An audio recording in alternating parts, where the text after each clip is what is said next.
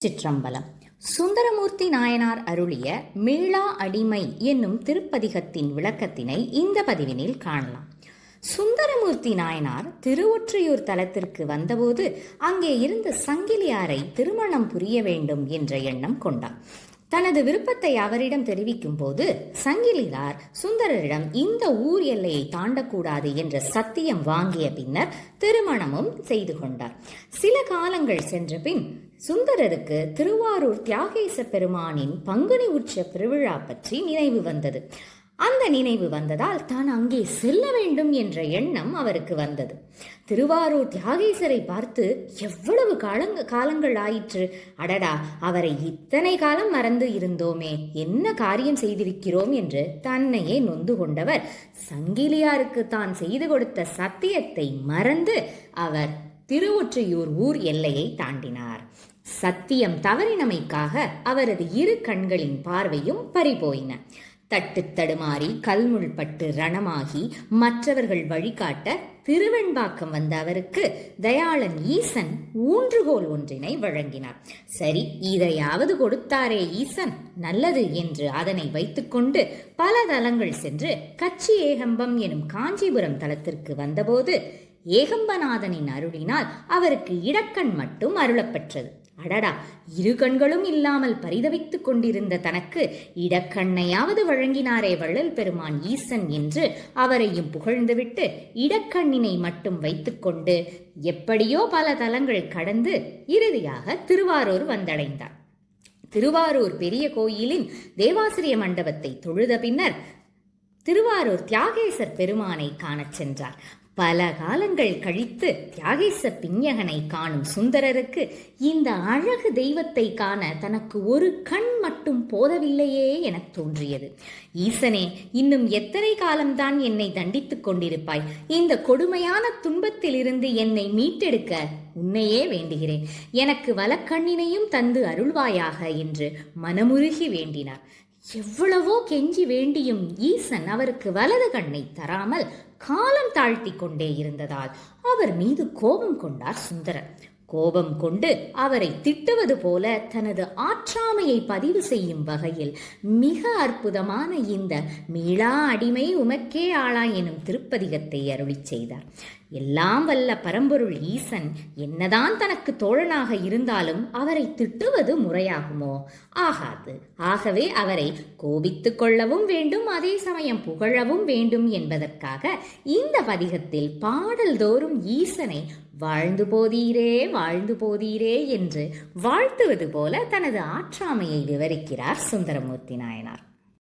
திருக்கச்சி ஏகம்ப தலத்தில் சுந்தரர் இடக்கண்ணை பெற்றபோது எப்படி பாடினார்? அங்கே சுந்தரருக்கு இடக்கண்ணினை கொடுத்த பிறகு அவரை பாட வைத்தார் ஏகம்பரநாதர்.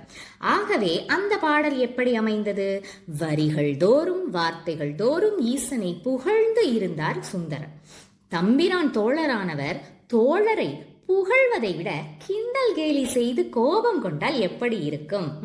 நண்பர்களுக்குள் புகழ்ந்து பேசுவதை விட கிண்டல் கேலி இருந்தால் தானே அது தோழமைக்கு அழகாக இருக்கும். இது சுந்தரேஸ்வரர் சுந்தரர் நட்பிற்கும் பொருந்தும் அல்லவா? சுந்தரரின் இந்த யாத்திரையில் கடைசியாக திருவோணகாந்தன் தளி என்ற தலத்தில்தான் தனக்கு பொன் வேண்டும் என்ற நோக்கத்தில் ஈசனை கேலி செய்து பதிகம் பாடியிருந்தார் சுந்தரர். அதன் பிறகு பாடிய பதிகங்கள் யாவும் ஈசனின் புகழ் பேசும் பாடல்களே. அதனால்தான் சிவபெருமானுக்கே சற்று சலிப்பாகிவிட்டது போலும். சுந்தரா, என்னை புகழ்ந்து பாடாமல் கிண்டல் செய்து பாடு என்றால் சுந்தரரால் எப்படி பாட முடியும்? ஆகவேதான் சுந்தரரை இவ்வாறாக கோபப்படுத்தி பார்க்க ஈசன் வேண்டுமென்றே சங்கிலியார் மூலம் சத்தியம் வாங்க வைத்து ஒரு திருவிளையாடலையே அரங்கேற்றியுள்ளார் போலும். சரி, அந்த சத்தியம் மீறிய காரணத்தினால் கண்கள் பறிபோன பின்பாவது தன்னை திட்டுவது போல ஏதாவது கேலி பதிகம் பாடுவார் சுந்தரர் என்று பார்த்தால் ஒரே புகழ் மாலை பதிகங்களே பாடியிருக்கிறார் சுந்தரர். அழுக்குமை கொடு பதிகம், பிழையுளன பொறுத்திடுவர் பதிகம், ஆலந்தான் உகந்து அமுது செய்தானை, காண்டனன் காண்டனன் காரிகை, கல்வாய் அகிலும், கங்கை வார்சடையாய், மின்னுமா மேகங்கள், தூவாய தொண்டு செய் என பார்வை பறிபோன பின் பாடிய அனைத்து பதிகங்களுமே புகழ் பேசும் பதிகங்களே. பல தலங்கள் சென்று இறுதியாக இங்கே திருவாரூர் தலம் வந்து தியாகேசர் பெருமானை நன்றாக காணும் பொருட்டு வலக்கண்ணின் பார்வையும் வேண்டும் என்ற வேகத்தில் ஒரு வழியாக ஈசன் எதிர்பார்த்தபடி அந்த கேலி பொருந்திய பதிகத்தை பாடிவிட்டார். வாருங்கள் நாமும் அந்த பதிகத்திற்குள் சென்று பார்க்கலாம். மீளா அடிமை உமக்கே ஆளாய் பிறரை வேண்டாதே, முளா தீப்போல் உள்ளே கனன்று முகத்தால் மிக வாடி, ஆளாய் இருக்கும் அடியார் தங்கள் அல்லல் சொன்னக்கால், வாழாங்க இருப்பீர் திருவாரூரீர் வாழ்ந்து போதீரே. திருவொற்றியூர் தலத்திலிருந்து கிளம்பிய சுந்தரர் திருவாரூர் தலம் வந்து சேரும் முன்னர் பல தலங்கள் சென்று ஈசனை வழிபட்டார். 2 கண்களும் இல்லாமல் வட திருமுல்லைவாயில், திருவெண்பாக்கம், பழையனூர், திரு ஆலங்காடு, திருவூரல் ஆகிய தலங்கள் சென்ற பின் கச்சி ஏகம்பம் காஞ்சிபுரம் தலம் வந்து ஏகம்பரநாதரின் அருளினால் இடக்கண் மட்டும் பெற்றார். பின்பு அந்த ஒரு கண்ணினை மட்டும் வைத்துக்கொண்டு திருவாமாத்தூர், திருநெல்வாயிலரத்துறை, திருஆவடுதுறை, திருத்துருத்தி சென்று ஒரு வழியாக திருவாரூர் வந்து திருப்பறவையுன் மண்டடி சென்ற பின்னரே தியாகேசர் கோயிலை அடைந்தார். இப்படி பார்த்தால் திருவொற்றியிலிருந்து சுமார் 500 கிலோமீட்டர் தொலைவு தூரத்தை கடந்து திருவாரூர் வந்து சேர்ந்து பல மாதங்கள் கடந்து பல வேதனைகள் கடந்து நொந்து போய் இங்கே வந்து இந்த பதிகத்தினை அருளி செய்கிறார். இவ்வளவு இன்னல்களை தான் அடைந்த போதும் ஒரு நாளும் ஈசனை தூற்றவோ நிந்திக்கவோ செய்யவில்லை. மேலும் வேறு எந்த தெய்வத்தையும் அவர் சென்று தொழவும் இல்லை. மாறாக பரிசுத்தமான அன்பையே தனது இறைவன் மீது வைத்திருந்தார் சுந்தரர். இப்படிப்பட்ட ஈசனிடம் மீளாத அடிமைத்திறம் கொண்டு வேறு யாரையும் வணங்காமல் பேரன்பு பூண்டிருந்ததாக சுந்தரர் கூறுகிறார். மீளா அடிமை உமக்கே ஆளாய் பிறரை வேண்டாதே என்று முதல் வரியில் இதனை பதிவு செய்கிறார். மீளாத அடிமைத்திறத்தில் நிற்கும் தன்னை மீளா துயரில் ஆட்படுத்தி விட்டாரே ஈசன் என்ற எண்ணத்தில் ஒவ்வொரு நாளும் மனதளவில் தவித்துக் கொண்டிருந்தார். இது எப்படி இருந்தது என்பதை ஒரு உவமையுடன் கூறுகிறார். யாராலும் மூட்டப்படாத தீ கனன்று எரிவது போல உள்ளே வேதனையானது தன்னை எரித்துக் கொண்டிருப்பதாக வேதனை தெரிவிக்கிறார். இந்த தீயானது இன்று நேற்று என்று எரியவில்லை, பல மாதங்களாக எரிகிறது. ஏதோ நேற்றுதான் இந்த மன கஷ்டம் தனக்கு வந்தது போல இறைவனார் நினைத்து கொள்ளக்கூடாது என்றுதான் இப்படி சொல்கிறார். பல மாதங்களாக வாட்டும் இந்த நெருப்பினை வெளியில் காட்டாமல் உள்ளேயே வைத்துக்கொண்டு இருந்ததால் அது நாளடைவில் முகத்திலும் வாட்டமாக வெளிப்பட்டு விட்டது. முளா தீ போல் உள்ளே கனன்று முகத்தால் மிக வாடி என்று பாடுகிறார். இப்படிப்பட்ட துன்பத்தில் இருக்கும் உமது அடியவர்களின் மன வேதனையின் தாக்கம் பொறாமல் ஒரு வழியாக வாய் திறந்து தங்கள் இன்னல்களை உம்மிடம் சொன்னால் நீரோ அதற்கு பதில் ஏதும் கூறாமல் இப்படி மௌனமாக இருக்கிறீன்றே, இது நியாயமா? அது சரி, எல்லாம் வல்ல பரம்பொருளிடம் போய் நியாயம் பற்றி பேச முடியுமா? மண்ணோர் விண்ணோர் தலைவரான தாங்கள் நன்றாகவே இருங்கள், உம் அடியார்களாகிய நாங்கள் எக்கேடு கெட்டு சென்றால் உமக்கென்ன என்ற துணியில் இப்படி பாடுகிறார். வாழ்ந்து போதீரே தியாகேசா, ஆளாய் இருக்கும் அடியார் தங்கள் அல்லல் சொன்னக்கால், வாழாங்கு இருப்பீர் திருவாரூரீர் வாழ்ந்து போதீரே என்கிறார். மீளா அடிமைத்திறம் கொண்டு பக்தியோடும் அன்போடும் தியாகேசர் பெருமானை தான் வணங்கியும் அவரை காணவே இவ்வளவு இன்னல்களையும் கடந்தும் திருவொற்றியூர் தலத்தில் இருந்து வந்திருக்கிறார். ஆனால் திருமூலட்டனாரோ இவருக்கு வலக்கண் தாராமல் இருக்கிறார். இதை கண்டு மனவேதனை உற்றதால் தான் தன்னை என்று ஒருமையில் குறிப்பிட்டு கூறாமல் தன் போன்ற அடியார்கள் என்று தன்னை மற்றவர் போலே இங்கே குறிப்பிட்டு இவ்வாறாக பாடலமைத்து பாடுகிறார்.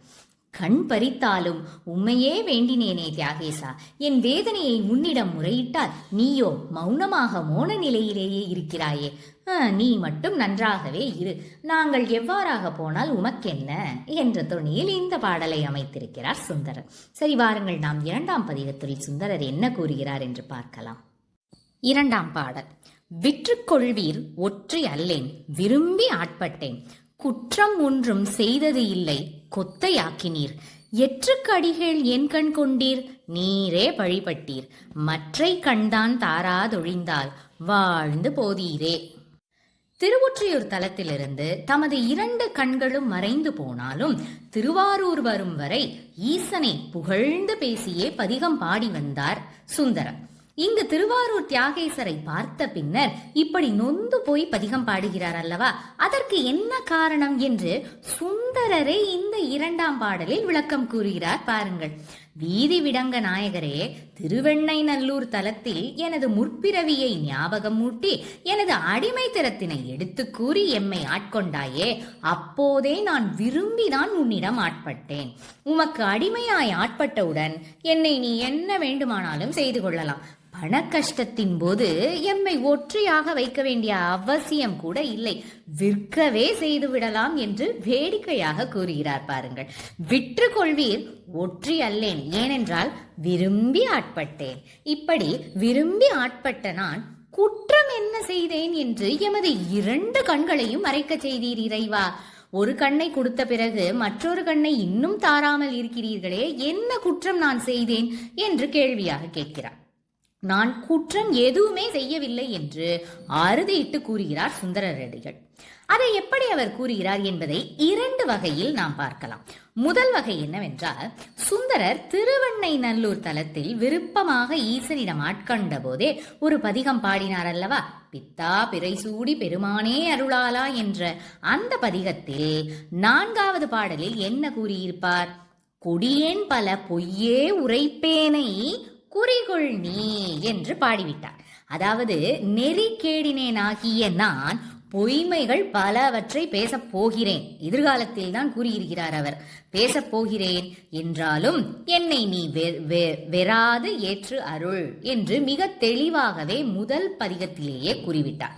அதன்படி பார்க்கையில் என்ன குற்றம் செய்திருந்தாலும் என்னை வெறுக்காமல் ஏற்றுக்கொண்டு அருள வேண்டும் என்று கூறிய பின், இவ்வளவு காலம் இவ்வளவு மாதங்கள் தண்டித்தது பத்தாதா இந்த இறைவனுக்கு என்று மிகவும் நொந்து போய் கேள்வி கேட்கிறார். இதனின் மற்றொரு வகையில் பார்க்க வேண்டும் என்றால், திருவொற்றியூர் தலத்தில் சங்கிலியாருக்கு இவர் சத்தியம் செய்து கொடுத்த நிகழ்ச்சியை நாம் எண்ணி பார்க்க வேண்டும். சங்கிலியார் தன்னை விட்டு பிரியாது இந்த தலத்திலேயே இருக்க வேண்டும் என்று சத்தியம் கேட்டபோது சுந்தரருக்கு மிக நன்றாகவே தெரியும் இப்படி ஒரு சத்தியத்தை தன்னால் செய்து கொடுக்கவே முடியாது என்று. ஏனென்றால் அவருக்கு பல தலங்கள் சென்று ஈசனை வணங்கி தரிசித்து பாடி பரவ வேண்டும் என்பதே நோக்கம் அல்லவா. ஆனால் எப்படி இவ்வாறு சத்தியம் செய்து தர முடியும் என்று எண்ணிய போது ஈசன் தான் சுந்தரர் முன் தோன்றி, நீ இப்பொழுதே சங்கிலியாரிடம் சென்று உன்னை பிரிய மாட்டேன் என்று சத்தியம் செய்து கொடு என்று கூறினார். ஈசன் தான் கூறினார். இப்படி தன்னால் சத்தியமாக கூற இயலாதே என்று தோன்றியதால் சுந்தரர் சரி ஈசனின் வார்த்தையை மீறக்கூடாது என்பதனால் அவர் என்ன கூறினார் ஈசனிடம்? ஈசனே, உமது சன்னதியின் முன் நான் சங்கிலியாரை அழைத்து வந்து சத்தியம் செய்து கொடுக்கும் போது இறைவனே நீர் அந்த சன்னதியில் இல்லாமல் அந்த ஆலயத்தில் இருக்கும் மகிழ மரத்தடியில் சென்று எழுந்தருளியிருக்க வேண்டும் என்று கேட்டுக்கொண்டார். ஏனென்றால் இறைவன் முன் எவ்வாறு தன்னால் பொய் சத்தியம் செய்ய முடியும்? ஆகவே அவரை தான் சத்தியம் செய்து தரும் பொழுது அங்கு இல்லாமல் வேறிடம் செல்லுமாறு வேண்டிக் கொள்கிறார். பாருங்கள், ஈசனிடம் எவ்வளவு உண்மையாக இருக்கிறார் சுந்தரர். ஆனால் சிவபெருமானோ என்ன செய்தார்? தனது திருவிளையாடலின் ஒரு பகுதியாக சுந்தரரிடம் சரி என்று கூறிவிட்டு சங்கிலியாரிடம் சென்று என்ன கூறினார்? சுந்தரர் உனக்கு சபதம் செய்து கொடுக்க வரும்போது இந்த சன்னதியில் செய்து கொடுக்க வேண்டாம் என்றும் மகிழ மரத்தடிக்கு வந்து சத்தியம் செய்து தாருங்கள் என்றும் கூறி அவரை மரத்தடிக்கு அழைத்து வந்து சத்தியம் வாங்கு என்று கூறிவிட்டு சென்றார். பாருங்கள், எல்லாம் வல்ல அந்த பரம்பொருளே சுந்தரரை எப்படி மாட்டி விட்டார் பாருங்கள். பின்பு சங்கிலியோ என்ன கூறினார்? சுந்தரரை மகிழ மரத்தடிக்கு வந்து தனக்கு சத்தியம் செய்து தரும்படி கூறுகிறார். அப்படி கேட்கும்போது சுந்தரரும் இது என்ன சோதனை, அங்கு வந்து நான் சத்தியம் செய்ய மாட்டேன் என்று கூறினால் திருமணம் தடைபட்டு விடுமே, அப்படி என்றால் என்ன செய்வது என்று அஞ்சி வேறு வழியே இல்லாமல் திருவொற்றியூர் பெருமான் முன்னிலையிலேயே மகிழ மரத்தடியின் முன்னிலையிலேயே சத்தியமும் செய்து கொடுத்து விட்டார். இதில் தன்னுடைய குற்றம் என்ன என்று வினவுகிறார் சுந்தரர். நான் எந்த குற்றமும் செய்யாமல் இருக்க ஈசனே அனைத்தையும் செய்துவிட்டு எனது கண்களை பறித்து கொண்டால் என்ன நியாயம் என்று குற்றம் ஒன்றும் செய்ததில்லை, கொத்தையாக்கினீர் என்று கேள்வி கேட்கிறார். நியாயம்தானே? கொத்தையாக்கினீர் என்றால் கண்களை மறைய வைத்தீர் என்று பாடுகிறார்.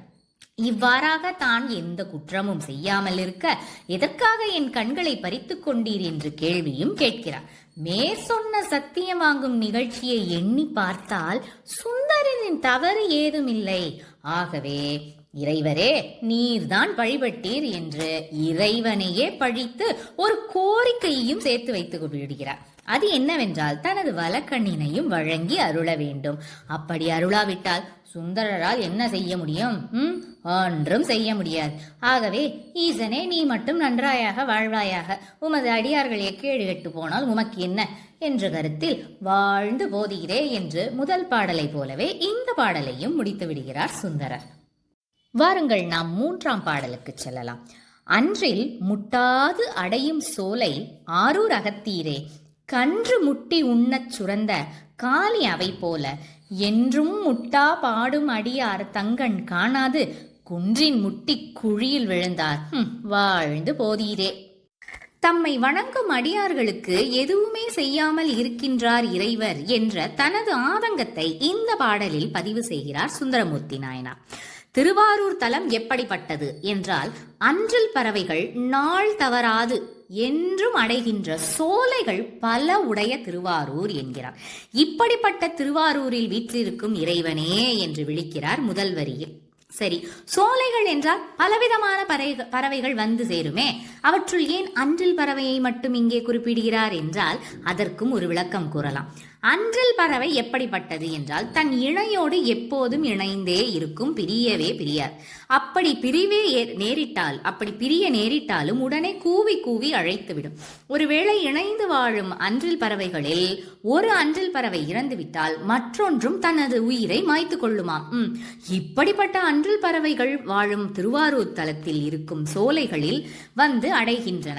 இதே அன்றில் பறவைகள் போல பல அடியார்களும் ஈசனிடம் அன்பு கொண்டு திருவாரூரில் வந்து உரைகின்றனர். இந்த அடியார்கள் ஈசன் மீது அளவு கடந்த அன்பை வைத்திருக்கின்றனர்.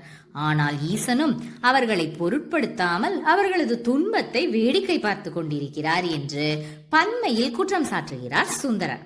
இதனை ஒரு உவமையுடன் விளக்குகிறார். பசுவின் கன்றுக்குட்டியானது பால் குடிப்பதற்காக தாய் பசு மடியினை வந்து முட்டுகின்றது. கன்று வந்து முட்டியவுடன் பால் தானாக சுரக்கும் அந்த பசுவிற்கு. இது இயற்கை அல்லவா? இது போலவே அடியார்கள் தங்களது பிரச்சனையை வந்து ஈசனிடம் முறையிடும் போது ஈசனும் அன்பு சுரந்து அருளினை வழங்க வேண்டும் என்பதே சுந்தரமூர்த்தி நாயனாரின் எதிர்பார்ப்பு. ஆனால் அதற்கு மாறாக ஈசன் என்ன செய்கிறார்? என்றும் முட்டா பாடும் அடியார் தங்கண் காணாது இருக்கின்றாராம். ஒரு நாள் கூட விடாமல், ஒரு நொடி பொழுது கூட விடாமல் ஈசனது புகழையே பாடிக்கொண்டிருக்கும் அடியார்களுக்கு அவ்வளவு நாள் பாடிய பின்னும் கண் தெரியாமலேயே போகிறது. ஆகவே அவர்கள் பார்வை சரியாக தெரியாமல் தடுமாறி குழியினில் விழுந்து குன்றினில் போய் முட்டிக்கொள்கின்றனர். அப்படி முட்டிக்கொண்டால் உமக்கு தான் என்ன, நீர் நன்றாகவே இருப்பீர் என்ற கருத்தில் குன்றில் முட்டி குழியில் விழுந்தால் வாழ்ந்து போதீரே என்ற பாடலை முடிக்கிறார். பாருங்கள், சுந்தரர் தனக்கு மட்டும்தான் வலக்கண் தெரியாமல் இருக்கிறது என்பதை படற்கையாக பல அடியார்கள் என்று சேர்த்து கூறுவது அவர் எவ்வளவு விரக்தியில் இருந்து இருக்கிறார் என்பதை நமக்கு தெளிவுபடுத்துகிறது. இப்படி விரக்தியில் இருந்தால் தானே ஈசனை திட்டி கேலி செய்து பாடல் பாடுவார். அதுதானே ஈசன் சிவபெருமானுக்கும் வேண்டும். நமக்கும் இப்படி ஒரு அருமையான பதிகம் கிடைத்திருக்கிறது. சுந்தரர் பாட அப்போது மட்டுமா ரசித்துக் கொண்டிருக்கிறார் சிவபெருமான்? இதோ நாமும் ஒவ்வொரு முறையும் பாடும் பொழுதும் அதை ரசித்து கேட்டுக்கொண்டும் தானே இருக்கிறோம். வாருங்கள் நாம் 4ஆம் பாடலுக்குள் செல்லலாம். 4ஆம் பாடல். துருத்தி உறைவீர் பழனம் பதியா சோற்றுத்துறை ஆழ்வீர், இருக்கை திருவாரூரே உடையீர் மனமே என வேண்டா, அருத்தி உடைய அடியார் தங்கள் அல்லல் சொன்ன கால், வருத்தி வைத்து மறுமை பணித்தால் வாழ்ந்து போதீரே. இறைவன் வன்மீகநாதரை பார்த்து இப்படி முறையிடுகிறார் சுந்தரர். இறைவரே, உமது இருப்பிடம் இங்கே திருவாரூராக இருக்க நீர் பல ஊர்களில் ஆட்சி செய்கின்றீர். இருப்பிடம் திருவாரூர் என்று ஏன் குறிப்பிடுகிறார்?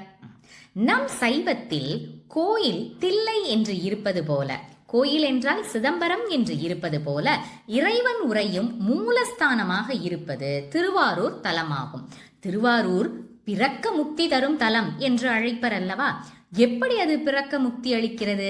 ஏனென்றால் பிறப்பருக்கும் பிஞகன் நம் பரம்பொருள் ஈசன் தனது மூலஸ்தான இடமாக தேர்ந்தெடுத்திருப்பது இந்த திருவாரூர் தியாகேசர் கோயிலைத்தான். இந்த பாடலில் சுந்தரர் எதுகை மோனை நயம் மற்றும் இசைக்காக 3 ஊர்களை குறிப்பிடுகிறார். திருத்துருத்தி என்னும் தலத்தில் உரைகின்றீர், திருப்பழனம் என்னும் பதியை சார்ந்து உள்ளீர், மேலும் சோற்றுத்துறை எனும் ஊரை ஆளவும் செய்கின்றீர் இறைவா. ஆனால் உண்மையே எப்போதும் பாடிக்கொண்டிருக்கும் அடியார் மனதில் மட்டும் இருக்க மாட்டேன் என்கிறீர்களே, என்ன நியாயம் இது? துருத்தி உறைவீர், பழனம் பதியா சோற்றுத்துறையாழ்வீர், இருக்கை திருவாரூரே உடையீர், மனமே என வேண்டா என நொந்து கொள்கிறார்.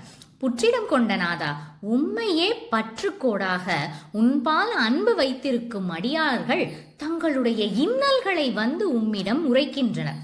பரம்பொருளான பரமசிவன் நிச்சயம் தமது இன்னல்களை தீர்த்து வைப்பார் என்ற நம்பிக்கையில் இவ்வாறு அடியார்கள் உன்னிடம் வந்து முறையிடுகின்றனர்.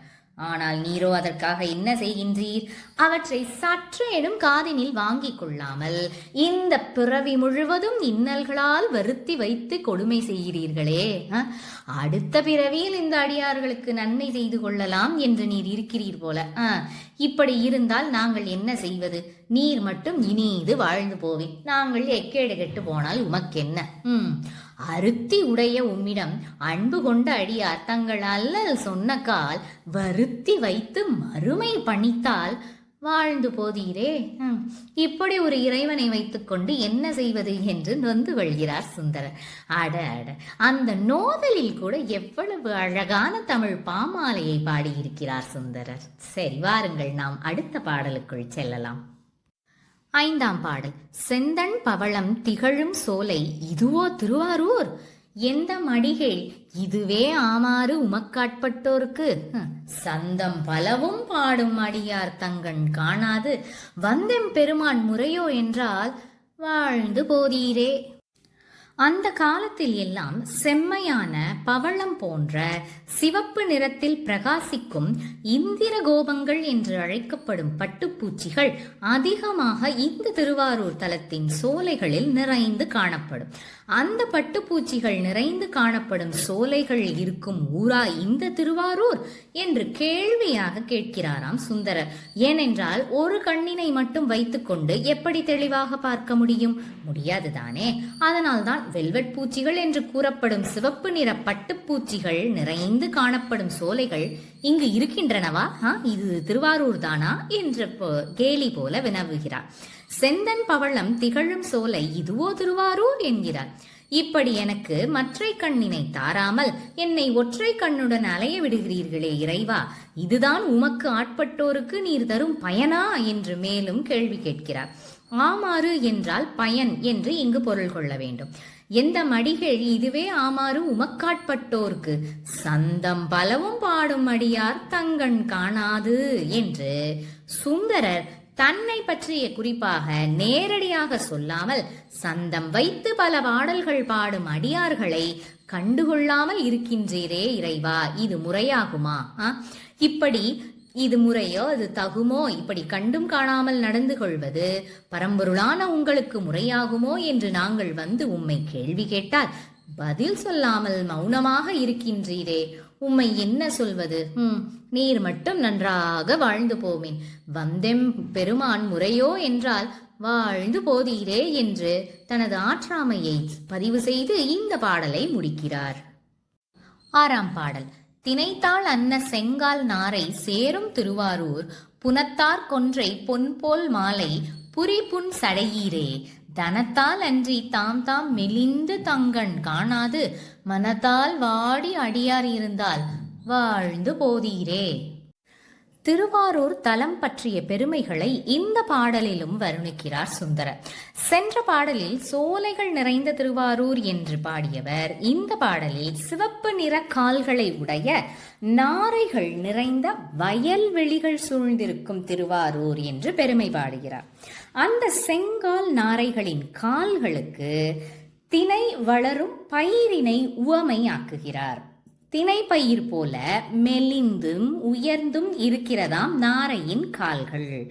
இத்தகு நாரைகள் சேரும் வளமிக்க வயல்கள் நிறைந்த திருவாரூரில் இருக்கும் இறைவனே என்று விളിக்கிறார். அந்த இறைவனை புனத்தார் கொன்றை பொன் போல் மாலை புரி புன் சடையீரே என்கிறார். புனத்தார் கொன்றை அதாவது முல்லை நிலத்தின் உள்ள மஞ்சள் நிற கொன்றை மலர்களால் ஆன மாலை பொன் மாலையாக நினது சடையினில் விளங்குகிறது என்கிறார்.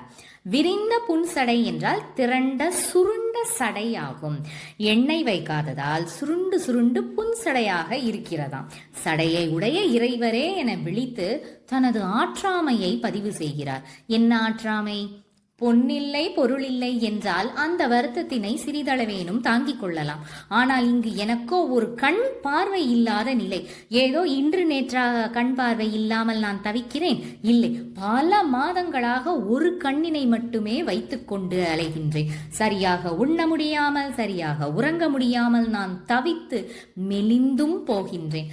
மனதளவில் மிகவும் வாட்டமுற்று இருக்கிறேன். வீதி விடங்க நாயகா, நான் ஏன் பார்வை வேண்டும்? மற்றை கண்ணை தாருங்கள் என்று கேட்கிறேன். உம்மை கண்ணார கண்டு தரிசிக்கத்தானே கேட்கிறேன். இப்படி மனம் வாடி போய் உம்மிடம் முறையிட்டால் இதை கூட கேட்காமல் மோன நிலையிலேயே இருக்கின்ற பெருமானீரே, நீர் நன்றாக வாழ்ந்து போமின் என்று பாடுகிறார். தனத்தால் அன்றி தாம் தாம் மெலிந்து தங்கண் காணாது மனத்தால் வாடி அடியார் இருந்தால் வாழ்ந்து போதீரே என்று இவ்வாறாக பாடலை முடிக்கிறார். 7ஆம் பாடல். ஆயம் பேடை அடையும் சோலை ஆரூர் அகத்தீரே, ஏயம் பெருமான் இதுவே ஆமாறு உமக்காட்பட்டோருக்கு, மாயம் காட்டி பிறவி காட்டி மறவா மனம் காட்டி காயம் காட்டி கண் நீர் கொண்டால் வாழ்ந்து போதீரே. ஆயம் என்றால் கூட்டம். பேடை என்பதை பெண் பறவைகளாக கொண்டு ஆண் பறவைகள் பெண் பறவைகளோடு வந்து சேரும் பல செழிப்பான சோலைகள் கொண்ட திருவாரூர் தலத்தில் எழுந்தருளியிருக்கும் ஈசனே, பெருமைகள் கொண்ட எம்பெருமானே என்கிறார். ஏயம் பெருமானே, நீர் மட்டுமே இந்த உலகத்தில் எனக்கு பற்றுக்கோடாக இருக்க உம்மிடம் வந்து என் குறைகளை முறையிடுகின்றேன். ஆனால் நீரோ அவற்றை காதில் வாங்காமல் இருப்பது. இப்படி இருப்பதுதான் அடியவர்களுக்கு அளிக்கும் பயனா? ஏன் இறைவா, நீர்தான் என்னை உந்தன் அணுக்க தொண்டனாக ஆக்கி உம்மையே எப்போதும் துதிக்கும் மறவாத மனம் கொடுத்தீர் என்று இறைவனுக்கு சொல்கிறார்.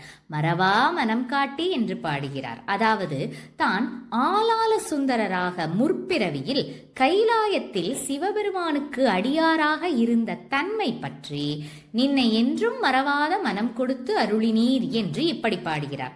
பின்னர் அங்கிருந்த மாதர்பால் தனது மனதை செலுத்த வைத்து மயக்கத்தினையும் நீர்தான் ஏற்படுத்தினீர் என்கிறார். மாயம் காட்டி என்கிறார். அதன் விளைவாக இதோ இந்த பிறவியையும் அளித்து அதற்கோர் உடலையும் கொடுத்து காயம் காட்டி, காயம் என்றால் உடல் என்று அர்த்தம், அந்த பிறவியில் இப்படி ஒரு கண்ணினையும் நீர் பறித்து கொண்டீர் என்றால் நான் என்ன செய்வது? நீர் மட்டும் நன்றாகவே இருந்துவிட்டு போங்கள் என்று வழக்கம் போல பாடலை முடிக்கிறார். மறவா மனம் காட்டி மாயம் காட்டி பிறவி காட்டி காயம் காட்டி கண் நீர் கொண்டால், கண்ணினை நீ பறித்து கொண்டால் நான் என்னதான் செய்ய முடியும்? நீர் மட்டும் வாழ்ந்து போதீரே என்று கூறுகிறார். 8ஆம் பாடல். கழியாய் கடலாய் கலனாய் நிலனாய் கலந்த சொல்லாகி இழியா குலத்தில் பிறந்தோம் உம்மை இகழாது ஏத்துவோம், பழிதான் ஆவது அறியீர் அடிகள் பாடும் பத்தரோம், வழிதான் காணாது அலமந்து இருந்தால் வாழ்ந்து போதீரே. சுந்தரர் இங்கே இழிவு இல்லாத குலமான ஆதி குலமான சைவத்தினை குறிப்பிட்டு இப்படி பாடுகிறார். தான் இந்த இழிவு இல்லாத குலத்தில் பிறந்ததாக கூறுகிறார். திருஞான சம்பந்தரும் தனது திருமுதுகுன்ற பதிகத்தில் ஈசனை சைவன் என்றே குறிப்பிடுவார். தழையார் வடவிய வீதனில் தவமே புரி சைவன் என்பார்.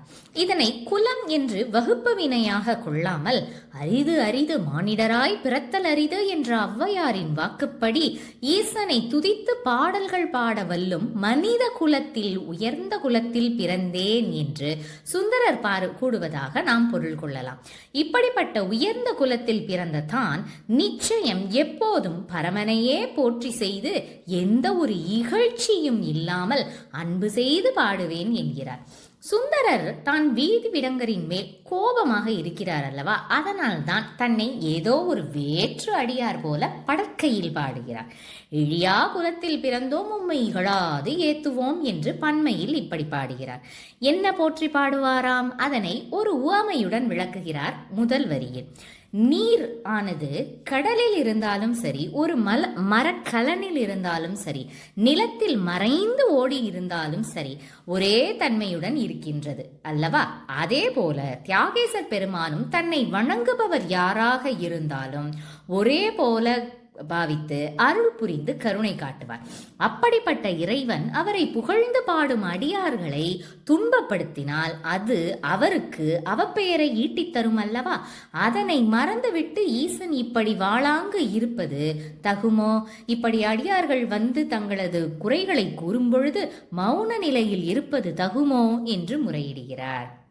கண்ணினை மறைத்துவிட்டு அடியார்கள் மிகவும் வருத்தமுற்று தளர்வுற்று வழி காணாமல் அலமந்து இருந்தால், ஈசனே, என் இறைவனே, நீர் மட்டும் இனிது வாழ்ந்து போவின் என்று வாழ்த்துவது போல பரிகாசம் செய்து முடிக்கிறார் இந்த பாடலை. 9ஆம் பாடல். பேயோடேனும் பிரிவொன்று இன்னாது என்பர் பிறரெல்லாம், காய்தான் வேண்டில் கனிதான் அன்றோ கருதி கொண்ட கால், நாய்தான் போல நடுவே திரிந்தும் உமக்காட்பட்டோருக்கு, வாய்தான் திறவீர் திருவாரூரீர் வாழ்ந்து போதீரே. அடியார்களாகிய நாங்கள் எப்படிப்பட்டவர்கள் என்ற இந்த பாடலில் 2வது வரியில் பாடுகிறார் சுந்தரர். காய்தான் வேண்டில் கனிதான் அன்றோ கருதி கொண்ட கால் என்கிறார். இறைவா தியாகேசா, உன்னிடம் விரும்பி நாங்கள் பல வரங்கள் கேட்கின்றோம். இதற்கு ஒரு உவமையாக நாங்கள் விரும்பி கேட்டது காய்தான் என்றாலும் அது கிடைக்கும் போது கனி போல கருதி நாங்கள் மகிழ்ச்சி அடைவோம். அப்போது எங்களுக்கு கிடைக்கும் மகிழ்ச்சிக்கு அளவே இல்லை. இப்படி இருக்கையில் நாங்கள் விரும்பி கேட்பதை நீங்கள் கொடுத்தால்தான் என்னவாம்? உங்களுடைய நட்பை பெற்ற நாங்கள் உங்களது அருளினை பெறக்கூடாதா?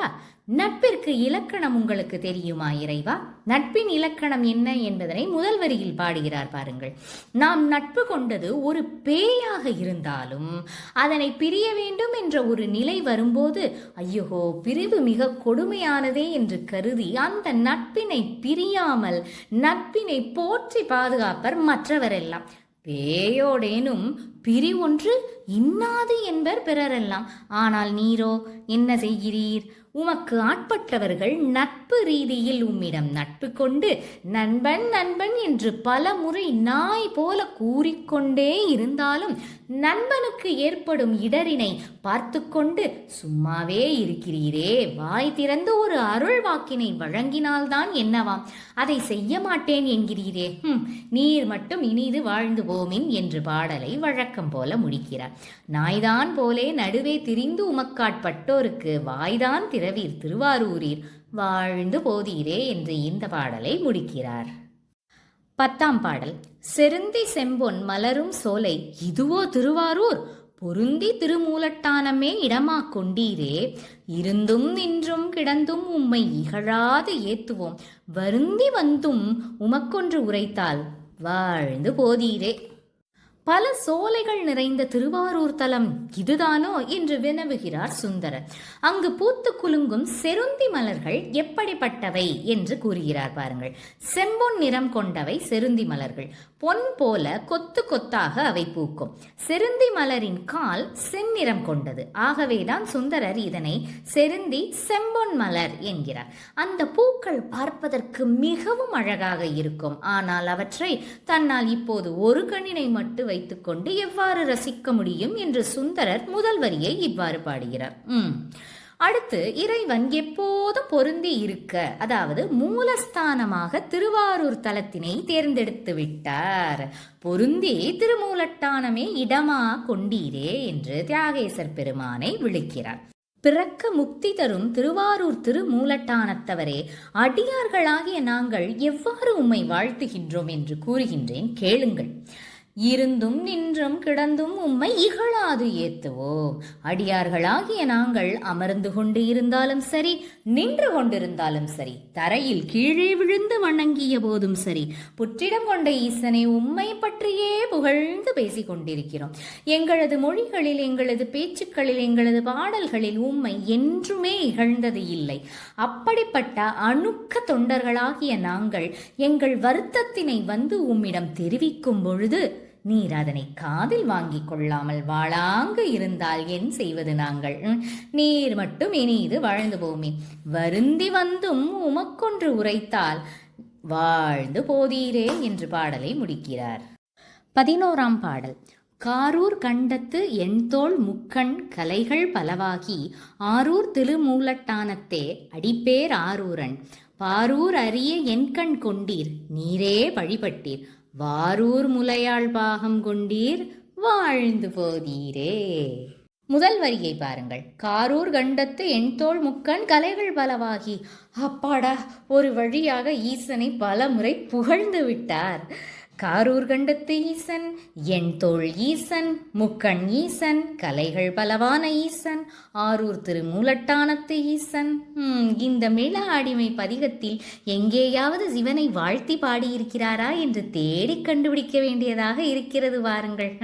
ஆனால் இதற்கு முந்தைய பாடலான ஆலம்தான் உகந்து அமுது செய்தானை பாடலின் வரிகளில் வரிதோறும் இறைவனை புகழ்ந்தே பாடியிருந்தார் அல்லவா? புகழ்ந்து பாடி என்ன பிரயோஜனம்? மற்றை கண்ணை தான் இன்னும் தரவே இல்லையே.